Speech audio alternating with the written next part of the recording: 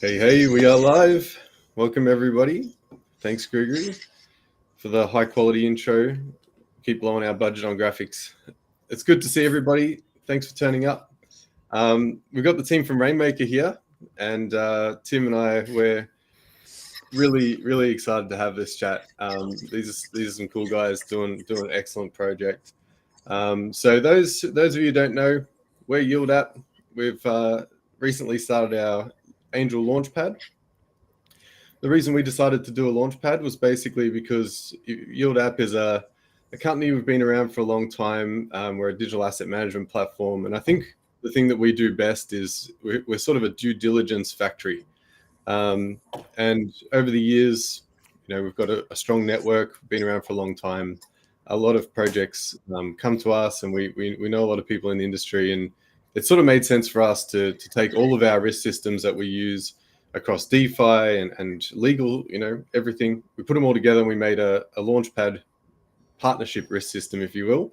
And that's helped us to identify top projects, do real due diligence, which is needed in the Launchpad space. And one of the first projects we've looked at is Rainmaker. And Tim knows the team at Rainmaker, and that's how we found you guys. If you can just for a minute, Tim, give a quick intro about Yield App and what we're doing, and if you can introduce your friends here at Rainmaker. Yeah. Well, thanks, Pete. I think you give a pretty good introduction to Yield App. So, we have over 100,000 clients globally now, and that wanted a high quality access to the upcoming deals in the crypto space. So I've known JD and the team for I guess quite a while now. JD and I are actually in a kind of an exclusive group. We got a chance last summer to spend some quality time together in the Caribbean, and I think he's been really a magnet. So I think you see people kind of migrating to him. So whether that's a Brock Pierce or a Gabriel Bread, the new chairman of Binance. So anyway, to get a chance to really know JD, he's got really a great team, and he's helped them drive really an innovative future for the crypto industry. So over the last few months, we've really kind of got to know Rainmaker, and we're really happy to be working together on bringing your opportunity to our Launchpad. So thanks, JD. Yeah, thank you, Tim. I mean, we're honored to be amongst the early projects that you've selected to do what to join you guys in what you're doing with Yield and the Angel Launchpad. So yeah, it's been an absolute pleasure getting to know Tim. If you haven't met him, he is one of the tallest humans you will meet in person. You can't tell it from the live stream here, but he towers over me. But yeah, it's Tim and I are fortunate to be in a very, not just an exclusive group, but I would say a group of people who are uniquely committed to making an impact on the world, utilizing the technology, and not just, there's a lot of people. And again, I think making money is an important thing. We all want to make money, and that's fine and good. But I think in addition to that, like, what else are you trying to bring to the table? And I think me as an individual, like as an entrepreneur, and obviously as the CEO of Rainmaker, that's the North Star for us, is like, how do we go beyond just, being a company that's out to make money, but also, so a company that's out there to make a positive impact and hopefully leave the world a better place. And I think that's a big part of our DNA, just kind of to bring at the outset. And who's Ray? Everybody's asking. Yeah, who's Ray? Oh, Ray's the handsome. He's the handsome co-founder and head of product. But I'll let Ray introduce himself. And he also landed a rover on the moon, I heard, himself. the joystick. A long time ago. I'm a man of many talents, but yeah, long story short, yeah, hi everyone. Yeah, it's been a little while. I've been basically with JD and the Rainmaker team for pretty much since inception. So yeah, I started out as one of the first kind of employees spearheading the charge, and over time, yeah, basically just going in and filling in wherever JD needs in order to keep the keep things running. So yeah, long story short, I've worked on things rockets, pharmaceuticals, and other things of that nature. And my professional career has mainly been working on working in IT and technology. So yeah, long story short, JD and I met way back in 2017, 2016, 2018, somewhere around there, when while I was working at Dragon Chain a long time ago. So ever since then, it's been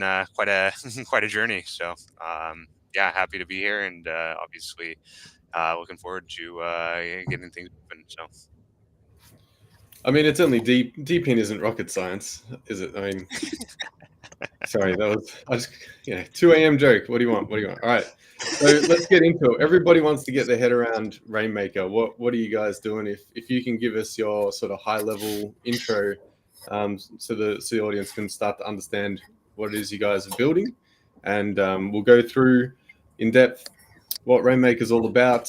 And we've got a lot of questions from the community, and I'm sure some will come in as you're letting us know about it as well. Yeah. So the high level in the company is, Rainmaker is a decentralized AI and Web3 technology company who, with first and foremost, has developed the Rainmaker network protocol. So that's a network for scalable application of Web3 and decentralized AI and sports, gaming, entertainment, really mass adoption use cases for the technology. So like we've got some pro sports teams we're working with on a product that's launching on the network, a couple games. And then the first application running on the network is the Rainmaker AI super app. So that's a mobile application where people are not only generating art using stable diffusion models, but they're also training those same stable diffusion models through data labeling. So essentially human feedback, fine tuning stable diffusion models. Not that stable diffusion models are the core focus of like the big picture for Rainmaker, but it's really about how do we quantify the value of each human's contribution to training AI. And to me, like this is a bigger fundamental question we're racing at full speed as a species of saying, how do we ensure that humanity gets its fair share of whatever the value is that's being generated from this new Renaissance moment, which I think when you combine Web3 and AI, it's like this perfect marriage that's potentially there. So I think how do we ensure humans are getting their fair share for what they're contributing? Right now, our data is being hoovered up and being pushed into these various huge models, whether it's OpenAI or you kind of fill in the blank of which one. And we're getting tools to use, which I think is cool, and I think there's value to it. But I think there's a world that we're racing into where there's an opportunity to incentivize and reward humans for contributing either through feedback or with their data to training AI. And I think that's the core focus of what Rainmaker's driving on right now, with the network that can at scale essentially say, we know that Peter or Tim contributed this data at this moment to help improve or train this AI model. And I think that's where when you start scaling that in various specific use cases, so like in the world of sports, when you're able to train AI models with real data from real fans, because a big thing about the quality of AI is like, what is the quality of the data that's training it? And that really largely determines the quality of what the output or the results that the model is generated, depending on the type of model, right? So I think first we're kind of been focused on what are those key ingredients that you can identify when you're looking at AI models, human behavior, identity, which I know you guys have even been playing a lot in that space. And I know Tim and I we kind of nerded out in Barbados last year a little bit on the identity space, and which is not, some people would think that's boring, but it's honestly been one of the primary challenges as we're transitioning from Web 2 to Web 3. That's kind of the value prop of like, hey, how do we take it from users being exploited for their data, but they're getting free products or whatever, to users having some real ownership, remuneration for the value they're creating in the digital world. And I think honestly, Rainmaker as a company, if you go back to the very beginning, we started in 2018. So I've literally, I have the I guess you could say the good fortune of having built through 2 bear markets and really Ray's been there along the way. It's been quite a journey, but I think now with what we see with AI, there's this potential to unlock in humanity that's so massive that we're excited to be a part of. Like, okay, how do we ensure, again, humans are rewarded for the value they contribute to AI, number one. Number two, how do we ensure that AI is actually properly programmed with enough humanity? I don't want like the Terminator 2, the AI is going to nuke us scenario, which I know I'm not saying that will or won't happen, but I think there's a certain amount of like, I believe AI that's imbued with enough humanity is going to really have the potential to power what I would call like a new renaissance for humanity. So yeah, that's Rainmaker in a nutshell. The app's running live in iOS and Google Play. Testnet for the network launched last August. 150,000 plus nodes running right now, and mainnet's coming soon. So that's kind of the Rainmaker in a nutshell. Yeah, thanks. Yeah, I mean that's part of the reason. One of the reasons that we're so excited to work with a team like yours is that you haven't just turned up. Suddenly it's like, oh, I'm an AI project now. It's like, no, you guys have been around for a long time, and you'll continue to be around for a long time. So that's why we want to work with serious projects like you guys. So that gives us an idea of the concept and where Rainmaker came from. Can you? And so would it be fair to say that the current model of generating images is almost like a proof of concept? In the longer term, this will be applicable beyond the first. Is that right? Yeah, so imagine that what we're piloting with the stable diffusion model training and the fine tuning of those models with data labeling is really about learning and honing a methodology, which is again, how do we dynamically quantify the value of each human's contribution, which I think even in that particular instance, we're still early phase on.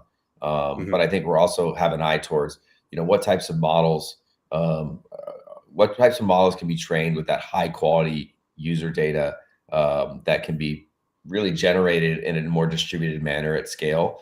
So we know that, like, for sure, Peter's data, which is real, coming from a real human, not from a bot, is being used to train this specific model. I think that's where, like, I see a future for at least what we're doing. I mean, I think there's really powerful, huge models that, the monolithic kind of tech oligopolies are already like rolling out. And I don't think maybe there's a world where there's a crowdsourced version of that competes with those. But I think even more specifically where I think we can do something that's unique is, higher quality, very specific model specialized in, certain like silos. And that's where this kind of idea of using the stable diffusion, not just for generating art, which if you look at the art the community is generating, there's some amazing stuff. There's some stuff that pushes the envelope, Peter, of course. But there's some amazing stuff people are generating. But then obviously then to be able to say, okay, how do we better quantify? Peter might label things, completely accurately and be training the AI models in at a high level, and Tim might just be, fat fingering a few labels or whatever, right? So that's where it's like, how do we quantify Tim's button each mashing human's again. performance? What'd you say? Tim just button mashing on the Rainmaker app. Yeah, he might be. That's okay. He can still dunk on my head. So, but yeah, so that's like you hit the nail on the head, and I think Ray could speak to the product side too a bit more. Yeah. So Ray, maybe obviously, so we understand the philosophical connection there, and so when we go into the more tangible, how does the coin token integrate into this reward system and ecosystem in general? Yeah, sure thing. So coin, I guess as JD always likes to put it, is symbolized with the two eyes, right? And essentially the coin token right now is, there's a couple different things and how it's integrated with the application. So right now users are basically earning coin when they go through and contribute some of those different data labels to certain images that they either generate or upload. So so basically, in addition to that, we have quests in the campaign, which users can actually go through, or quests in the application where users can earn different types of cryptocurrency for doing AI data labeling. Essentially, we have a variety of different models that we're essentially looking to train. So a lot of these, you're able to pick your different type of model that you would like to train, And from there, you're basically incentivized right now for obviously limited time or for a certain point, with that coin essentially. Yeah, long story short, there are a couple other mechanisms, and I think we'll get into this a little bit later on as to where coin kind of integrates with the system and where it has utility essentially. So yeah, I think we can probably discuss that a little bit later as well. I think there's a couple questions on that, so particularly around coin console and things. So. Yep.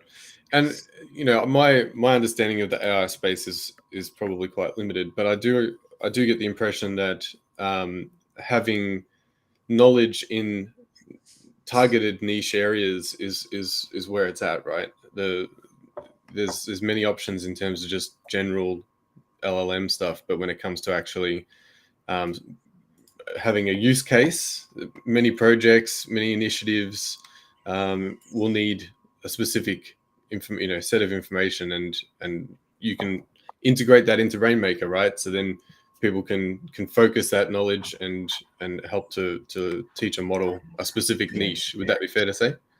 Yeah, exactly. Over time, like JD mentioned, right? This is only the start, right? AI or stable diffusion models is only the start. So over time, we're looking to potentially do specific types of enterprise related engagements, and all these different users and enterprises that basically want to go through get customized data models, right? We can go through, interact, and interface with a lot of these, and over time essentially take and develop, right, some of these different types of large data sets essentially for those users. And the way that we've set up the coin blockchain infrastructure and the Rainmaker network essentially ties in heavily into incentivization, into the identity, and into behavior. So there's a couple different things, and right, that's at the end of the day, that's what blockchain is, right? It's basically taking and economically incentivizing, right, users with certain types of behavior, and that's essentially what we're trying to do at the end of the day, is take that and how make that applicable to a variety of these different language models essentially. So. Yep. All right, so I think we've covered the AI aspect. Could you touch on the DePIN aspect a little bit? How do the DePIN nodes work, and if you can just help people to understand what is DePIN and why is it applicable in this case? What is a DePIN node, and why do I want one? What is a DePIN node? That is the $1 billion question, Peter. Does anybody really know? I mean, look, DePIN stands for Decentralized Physical Infrastructure Network. So like really, you could look at Bitcoin as the most powerful DePIN network, right? Because essentially that's like, just so people like kind of demystify an acronym that is being applied to projects that are more focused on decentralized AI. So the Internet of GPUs, you'll see thrown out there, these kind of various, very nice marketing taglines. And look, I think there's a world where there will be some traction around the decentralized deployment of GPUs for AI infrastructure. I think that in an enterprise sense is not necessarily, we don't believe that's like the winning recipe, just because I think there's a ton of competition from huge entrenched players with massive budgets that are going to essentially be able to create a race to the bottom in terms of the price. But we're more focused on what I'd call like lightweight DePIN. So again, DePIN in our network, there's nodes that the user can run either on a mobile device when they're using the Rainmaker app. So they don't need to have any specialized equipment or technical knowledge. When they're using the application, automatically, as long as they've opted in as a validator in the app, that validator software is running in the background. It's looking at the network and saying, are there blocks that need to be signed? Is there transactions that need to be validated or verified? And that's like that's the current application of what's running across all the DePIN nodes, on mobile and on desktop or laptop devices. The version that will launch here, I would say in the next 60 to 90 days, will have full parallelized decentralized AI computation capabilities. So that means, hey, we're going to utilize Peter's device or Tim's device to process any type of AI computation in a more decentralized manner. Could we use your edge compute capability or GPU power to render stable diffusion images across multiple devices? Yes. Do I think that's going to be a good use of what we're doing? Probably not. I think it's more like where I see for us, and just kind of cutting right to the chase. Like, I think there's a bigger opportunity around the data side of what's happening with AI models and the training of those AI models, and again, running the computations and processing in an immutable, secure manner. This data is being used to train this model by this user at this moment. And I think having that, being processed by a decentralized physical infrastructure network of devices. So again, it's Peter's mobile device, it's Tim's laptop computer, it's Ray's desktop computer, all those devices together, working to secure this decentralized AI, and Web3 network, which is Rainmaker, and all the applications that are able to run and build on top of it. So imagine, again, if you're a game, like we have a game we're working on that, will utilize Rainmaker's infrastructure, those games, being able to then have all of the computers that are playing those games be able to help to process any of the Web3 decentralized AI infrastructure requirements of the application itself. So not just relying on AWS or Google Cloud or those kind of best of breed enterprise cloud providers for whatever infrastructure needs, but also being able to lean on to whatever extent possible the infrastructure of the users in the network itself. And so that's kind of high level of DePIN. And I think where I see our place in that landscape, there's projects all the way from like Render, and I see someone asking about like BitTensor. BitTensor is an amazing project. It's a really cool. I'm just gonna like dive on that one just because I see it there, if that's okay, Peter. It's a cool project. I mean, honestly, like the tokenomics and the game theory is sound. If you look at what their token's doing, there's not a lot of tokens in circulation.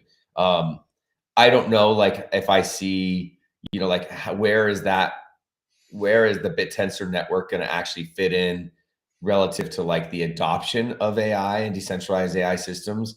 I think that, and honestly, it hasn't really as a project declared that that's its aim. Like it's looking to have these subnets where people are competing to provide various types of AI that there's validators and verify. I mean, it's a very complex system that they've created to incentivize people to come run a subnet, which now to go get a subnet is expensive. So I don't know. I mean, to me, it's a great play to like drive an AI token price.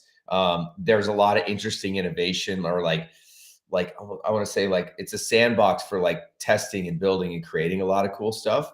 Now, is it the right solution to power an AI powered fan engagement system for a pro sports team, which is one of the products that we're bringing to market on Rainmaker here in a few months? I would say it's not right now. Does that mean down the road, we could integrate with BitTensor, with Rainmaker network and say, okay, we're going to leverage, subnet 10, which is doing X, type of AI processing, and we're going to integrate our DePIN network, but it's also leveraging, that infrastructure as well. So I think the beauty of what we built, honestly, from a network perspective, is it's very modular. It's extremely flexible.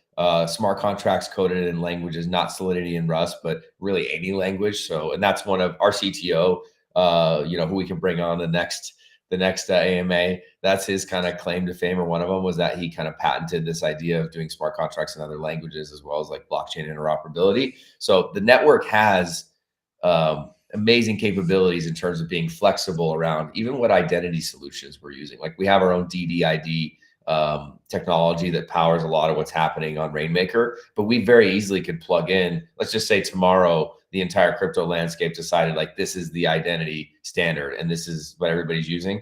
We could easily like flip a switch and plug that in. So even in terms of BitTensor, I think, or other AI projects, we're always looking like, is there another project that's doing something really well that we can integrate with and we can utilize as part of the stack, or for a particular application or enterprise that's building on the network. So that's like a little bit on BitTensor. There was another competitor that was mentioned there that I'm actually not as familiar with.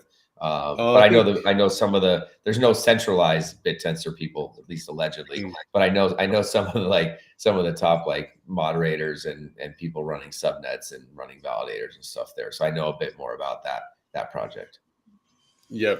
I mean, I think it comes across pretty clear that, when you're on the forefront like this, and there's so many opportunities to go in different directions in 1 year, 5 year, 10 years down the road. What you're doing is very much an infrastructure project as much as it is a particular application at this moment. I just wanted to really quickly touch on Coinbase. So coin is being released on Base, which I can't help but always think about on Sesame Street when the two words are coming together, like Coinbase, Coinbase. So what was the go with that? Why Coinbase? Tell us a little bit about the token itself. Maybe Ray or whoever. Yeah, let's have Ray jump on that, Ray. Yeah, for sure. So yeah, long story short, we sat down and we said, all right, we're launching. What are we looking at, right? We got, Ethereum. We have, Binance Smart Chain. We have, all these other, right, EVM compatibles and, things of that nature. And right. And what we really looked at was a variety of different things, right? We essentially laid down and took a look at a variety of different, factors. One was liquidity. 2 was adoption. 3 was, hey, taking a look at all, like what would it be in the future, right? And long story short, the way we've kind of set it up was, basically wanting to utilize Base as, kind of our launching point, right? Over time, right, we do have a lot of interoperability kind of built into our modular ecosystem, as JD was mentioning before, right? So essentially, over time, we may, or we're thinking about, hey, how do we go through and take and utilize some of these different other networks, so to speak. But long story short, there was a couple different reasons for wanting to pick Base, but long story short, Base was the primary target one, right? The new kids on the block, right? We can go through, and basically be the largest DePIN, project there, right? Long story short, right? It basically fit in, right? Very, very closely into kind of some of the different philosophy that we've had, right? And how do we go through and basically incorporate this into our launch, so to speak. So there's a variety of different reasons, but long story short, new, lots of liquidity, and basically we can interoperate with a lot of the other types of networks out there. But we looked at all of them. We looked at Polygon, Polygon Matic, Binance Smart Chain, right? You name it, and essentially what we settled with, right? In addition, fees and other things of that nature, right? A lot of our users are very much fee conscious, so another consideration. So JD, anything else to add there? Oh yeah, it was a meme. I mean, look, we couldn't pass up the meme, Peter. It was like coin on Base, Coinbase, let's go. And I mean, look, Base is like ripping in terms of liquidity. I mean, you can even see like all the liquidity coming from Solana over there. I mean, a lot of it's going into meme coins, but these are savvy, like digital asset like degens that they know how to identify quality. So we feel like as we present this project and I think what we built, and also we plan a little meme marketing to kind of, to tickle that fancy. I think we feel like we can attract a good amount of that liquidity on Base. And I think part of what you have to look at, I mean, we have our own network in which it would be very easy for us to launch on 4 blockchains at once in terms of an external token because of the nature of having a protocol that's interoperable. We could set it up so that Tim is running a validator node and he just decides, okay, I want to withdraw my tokens to Solana, or I want to withdraw my tokens to ETH native, or I want to withdraw them to Base. We could do that. But as you guys know, it's not necessarily the most efficient way to start. So I think we'll start with one network. We're looking at Solana, even though it has its issues of not always being up. And that's what that's one of the drawbacks, but it does have a ton of liquidity, right? And I think when you're thinking about, for us, like we have our own native version of our token, which means Rainmaker app, other applications that are utilizing coin in a native manner on our infrastructure, they're not paying the transaction fees or costs of having to transact in the Base token or any other token, right? But obviously Base is going to be a lot cheaper than like ETH proper, ETH native. So I think that was like to Ray's point, like we went through an extensive, extensive, like we debated this for many months. We went, round and round and round. At one point it was for sure going to be BNB because it was just like, that's like Ethereum cheap. We love the China chain. We love us some China chain.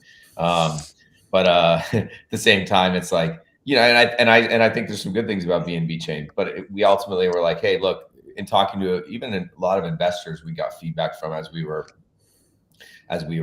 you know, making the decision, and a lot of them were like, look, like really you should be launching your external token on Solana or Base, based on like what's going on in the market, no pun intended. So it's the right choice where the market's at, as you continue to bootstrap and grow that community and awareness. So I think you guys definitely made the right choice in that. Yeah, for sure. All right, so we've got a bunch of questions and we are running out of time. So I'm just going to throw some questions at you guys that the community sent through. When number one is when TGE, or more to the that's point, always the number one. When will we haven't been notified about TGE? I think soon. I mean, look, we're part of what we have to look at, Peter, is not just like the market conditions, but also like how do we ensure that our you know, the marketing of a token launch is like it's a multifaceted thing. I mean, you guys have gone through it at Yield, so you understand it better than most projects. So, you know, everything from you know, PR to community to KOLs, like all of those pieces are in place for the launch. Yeah. But I think looking at the timing and and how we can make sure we orchestrate the most successful launch possible. I mean, that's our goal, is ultimately like our responsibility to the project and all stakeholders, all users, everybody who's got an incentive or interest to see this succeed, is to ensure that the plan, which includes obviously most specifically the time and the venues in which we launch a token, you know, all of those are super hyper important things that we're, you know, essentially working on around the clock right now. And I wish I could give you a definitive answer. I think an announcement will be made in a very definitive manner very soon. But I will say that, you know, the conditions in the market lately have been not ideal for a primary listing in the last like 6 weeks. There was like a period in the early part of the year where the market was really ripping, and it was, you know, the multiples on primaries were really just rocking. And right now it's kind of cooled off a little bit. So like, it's not necessarily like in our best interest to launch the TGE tomorrow, just relative to like, you know, all things equal, you know, which does have an impact, right? Like how much real interest, liquidity, you know, action are we going to get at the outset? So I think we're looking at it in real time, and we're taking in data from, you know, 75 sources right now to figure out and kind of determine, okay, ultimately, like, I think that there'll be an announcement very soon on a definitive date that's not going to move once it's announced, because we'll have confidence that whatever happens in the market, we know that all the other ingredients in terms of that marketing and kind of go to market are going to hit with maximum force and effect. So that's the only thing I will say. Mainnet is coming very soon too. I think mainnet will happen obviously before TGE, and I would say like late May, early June right now is like the current, you know, that's where we're tracking for. I always want to give a little latitude for our engineers and our engineering team, just so if there's things that, you know, we've been in testnet for I guess it's like 9 months now, so they should be ready. But I always like to give a little latitude because, you know, these guys, they're like artists, you know, they'll kind of take the maximum space that you give them. At some point, you got to say, no, guys, like this is the date. But we're very close on mainnet. So I think what's cool about that is when mainnet launches, you know, everything that validators are doing, they'll be earning real coin. So from that moment till the token launches on TGE, there'll be an opportunity, a window for users to actually, you know, burn, mine, stake, like actually really level up their coin holdings, so that when we launch the token, you know, people can kind of have maximum exposure, you know, in the market. Yep. So that also covers a bunch of the other questions that came through on the live chat. Obviously, you know, listings on exchanges, listings on CoinGecko, CoinMarketCap, all that stuff is part of the process of going live. And I think, you know, I'd have to say from my own point of view, when a team is confident to say, look, it'll be ready when it's ready, but we understand that, you know, we can't keep building, you know, you can't keep adding too many layers to the cake. You got to go live at some point. But if you sort of cave in to the question and just launch, it's in nobody's best interest. I mean, we've all only got so much bandwidth. There's so many things going on in crypto every week. You got to have you pick your right time and get the spotlight on you so people can really understand what you're doing and get involved. there's a lot of good projects out there, but yeah, timing is obviously very important. So how does the coin console serve as a hub for validators? I know it's a very jarring segue, but I just want to get through these last couple of questions. How does the coin console serve as a hub for validators within the Rainmaker network, and what functionalities does it offer to users? Yeah, sure thing. Well, I So mean, let's Ray take that. Go Ray, fire. Sure. Rocket Coin science console. question. Yeah, no problem. Coin console. Long story short, it basically, like they said, acts as that hub for validators. Long story short, you can burn, you can see your transactions, you can validate, and see your statuses of all your different validators. Right? There's a variety of different things over time. As we mentioned, there's just 29-day mining cycle essentially where users have to basically compete, right? And we have a sort of gamification system set up there. But long story short, it serves as that hub primarily to, it basically acts as your gateway to the coin, ecosystem. Long story short, all those different functionalities are, basically at some point we may, put them into some sort of SDK where you can go through and interface with them on a, command line or something of that nature. But for now, right, it's basically that GUI where you do that management, where you're able to see those rewards and you're able to, see some of the, the mining rewards, so to speak. So there's a couple different things. Yeah. We have a couple of exciting things coming out in the next couple, weeks, around that coin console. So. And what can people do to maximize their rewards at the moment? Yeah, sure thing. So really rewards, depend on a variety of different things, right? It depends on how much competition there is, right? How much you burn, how much you, log into the system, right? All these different, behaviors that, we're basically looking for. And, on the website, we have a variety of these different things that we're essentially looking at, and that the ecosystem in and of itself is taking a look at and pulling in all this different pieces of information, right? Long story short, all these different behaviors, all these different patterns, all these the amount of coin that you have, the amount that you burned, right, so on and so forth, all kind of interface and interact in this sort of gamification process where users basically have to compete. And long story short, that in and of itself are some of those different main factors that really influence the rewards, how much you're getting paid, and a lot of those different things. So. Yeah, cool. And I recommend everybody download the app and have a play around. When we met JD in Dubai, Tim just pulled up his phone, downloaded the app, and was generating. We did some art of ourselves eating breakfast in the hotel, like on the spot. It all, it installed quick and it worked really well. I was really impressed with it. Gosh, we have a lot of questions. We're probably going to have to encourage everybody to jump into our Telegram as well, and we'll be able to and the Rainmaker Telegram to be able to answer all of your questions. While I've got you guys, how do people connect with the Rainmaker team? Where do they find you? So all of the socials, I think, are at Rainmaker app. So that's X, Discord, fill in the blank. I am Commodore Gonzo on X, so they can follow me there. And yeah, I mean, obviously, main thing though is we have a Telegram as well. Rainmaker official. Yeah, it's actually Rainmaker Talk. At Rainmaker Talk is the community chat for Rainmaker on Telegram. So yeah, Telegram, Discord is a great way to get in the kind of get in the feed, so to speak. And then X, I would say, for kind of announcements and kind of seeing what's going on with the project. I think following us there is the ideal way to be in touch. There is one question that I'll jump in at the end here. Is it necessary to complete the verification process on the website? Is there any advantage I'll receive as a user for doing so? Yeah, it's part of the gamification, mechanism. One, you don't necessarily have to, complete all the verifications, and from end to end, right? It's really up to you and how much you're really, comfortable disclosing. Obviously, it will help, but it is not the one, true factor.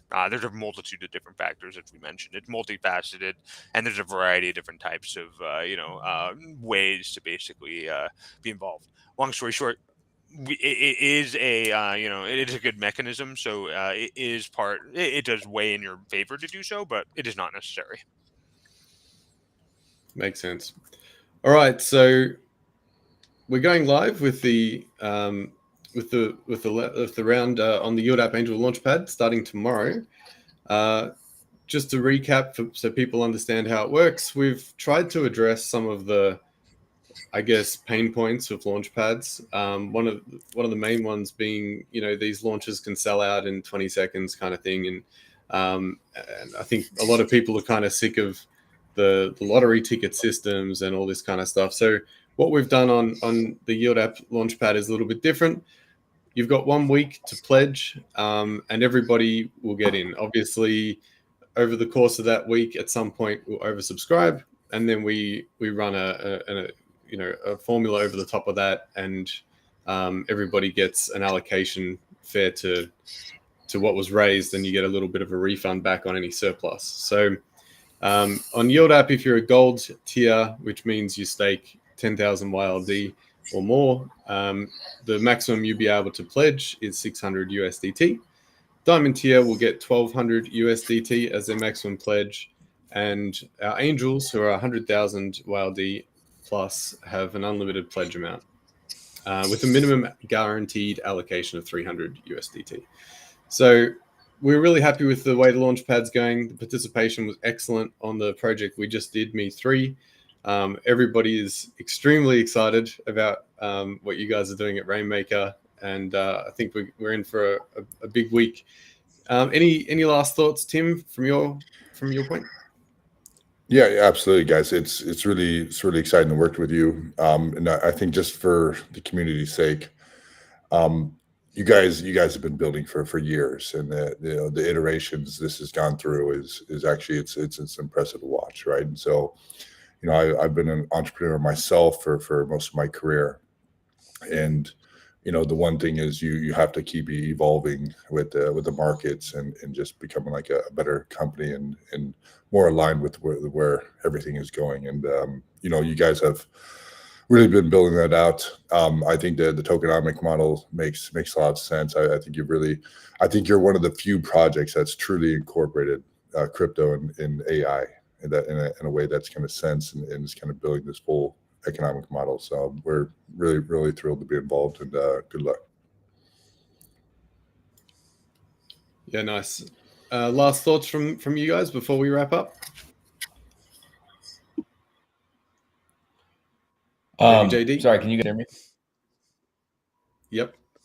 Sorry, my audio dropped. But thank you, Tim. I appreciate that, and honestly, I know that those compliments mean a lot, because you've been through a lot in this space, and look, we're honored to be able to join arms with you guys and welcome your community into to be a part of this journey and to support our project. And like Tim said, it's been a lot of sacrifice for me. I mean, Ray, personally, I've probably taken 10 years off Ray's life at least. So hopefully we can give him a few years back here in the glory of our victories in the coming days. But look, we're excited to be launching on the Yield Angel Launchpad, and you guys are I think one of the preeminent projects that have been kind of at the forefront of innovating in a number of ways in the space. So we're super grateful to be, and I see someone complimenting the hat. Thank you. I appreciate you.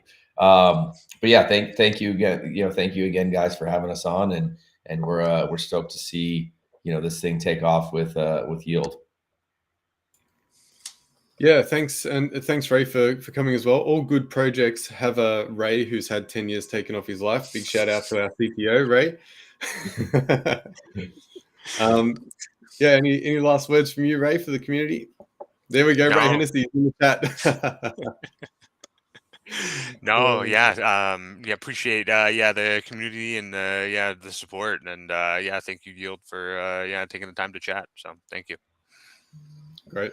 All right, and we've also got. I'm looking forward to the community finding out a little bit more about your roadmap. There's a lot of really cool stuff coming up that is not all public, and maybe not all signed and sealed and delivered. But the one thing that really I'm looking forward to with Rainmaker is post-launch. That's just the beginning. There's so much stuff to look forward to, and it's going to be fantastic. So, thanks again for taking the time, everyone. We're from literally all points of the globe on this call.